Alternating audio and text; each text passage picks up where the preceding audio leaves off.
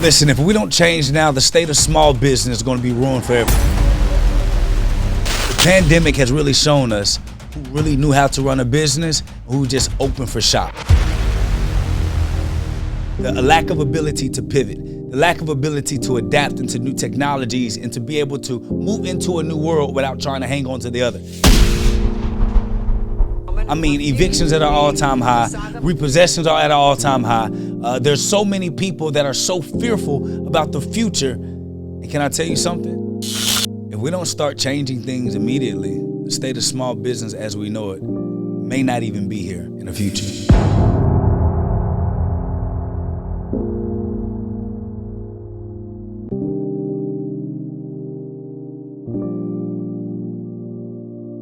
Since you know it all and you Mr. Big Businessman and Mr. Big Shot Doctor, tell me, what was your experience? My experience when I first got started off in business was extremely hard. I had to learn how to talk to people. I had to learn how to sell a product. I had to learn how to recruit somebody to work for me for free until I could pay them. I had to learn how to then move my product. I had to learn how to market. There's a lot of things I had to learn, and I had to learn it the hard way. And I didn't have the internet to prospect and the internet to sell stuff on.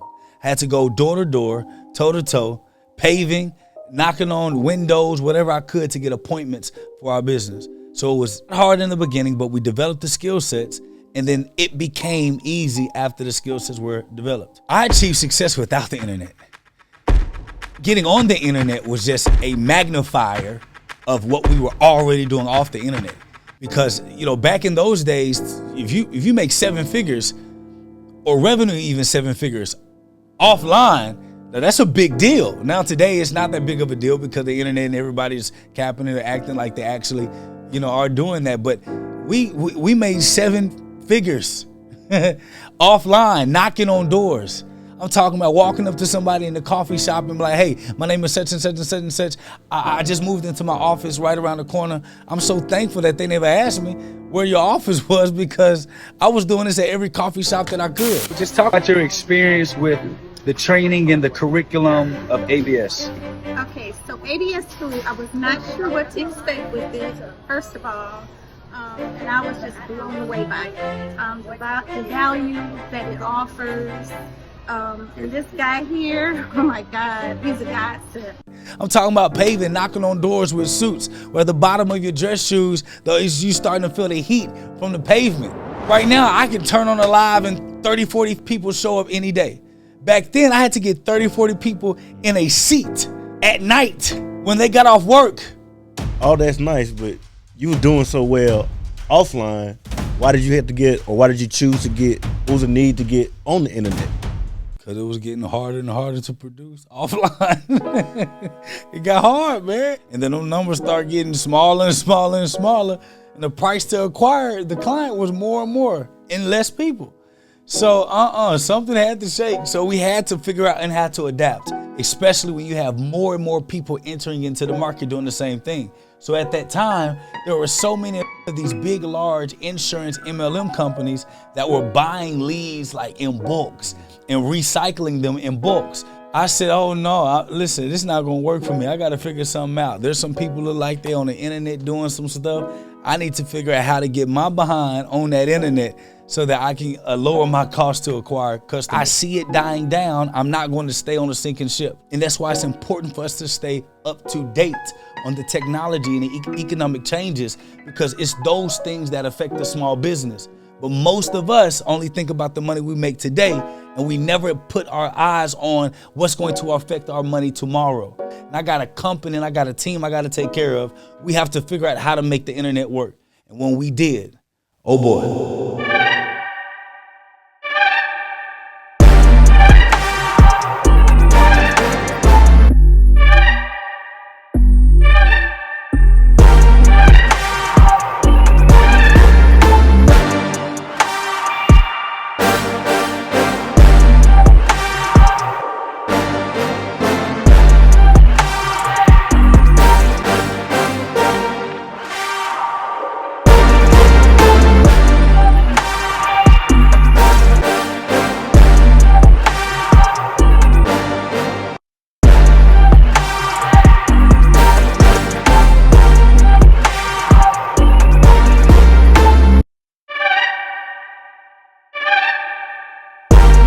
Yeah. Things were great on the internet. Then what happened? It was from oh boy to oh Lord. Because the internet brings super duper, like, it's a magnifier. So you can blow up overnight in your business if the structure is not correct and everyone isn't trained and have their credentials to be able to handle a scale at that capacity. It's going to falter. No matter how much money, it's going to falter because people are not going to be equipped. And when we blew up, I was not equipped for that blow up. Because I was good at, running an insurance agency. We got 22 agents, 222 agents in 22 states. It's funny. This is what the number was. And you don't really blow up that fast. You pretty much can control that, but they all are making money and we're just paying commission. To now online, there's only one main sales house, which is the profile, and then the team becomes support. So we went from 200 independent sales agents that all I had to do was pay them commission to 52 full-time employees that I had to think about, whatever decision we make or not, it affects everyone. Our payroll was too high. We was hiring people that was not equipped. We were just, it was so much that I was trying to learn on the fly that I realized, oh my gosh, my capacity was here and I wasn't prepared to build what my capacity could be in the future. And a lot of small business professionals are in that position. They're not thinking about the capacity they'll need if they blow up or if the market changes.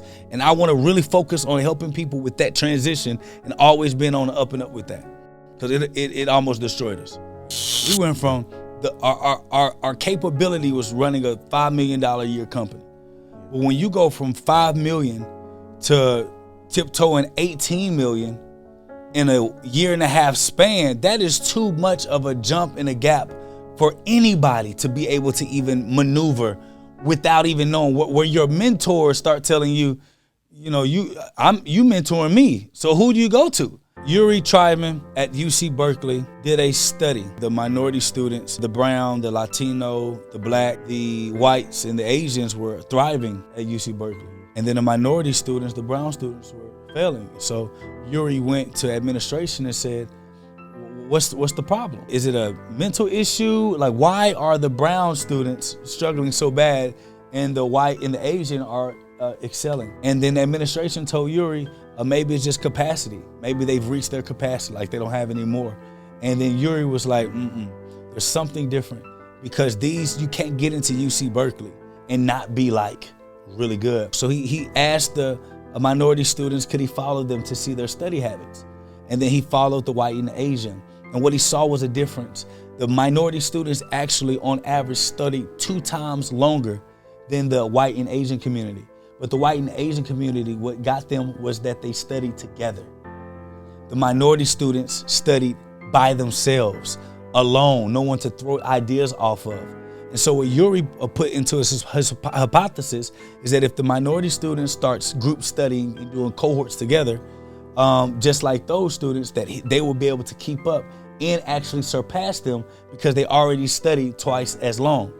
And Yuri was correct. More than 86% of the minority students that were in that group start outperforming white and Asian communities because they already studied longer and more intentionally, but now they study together.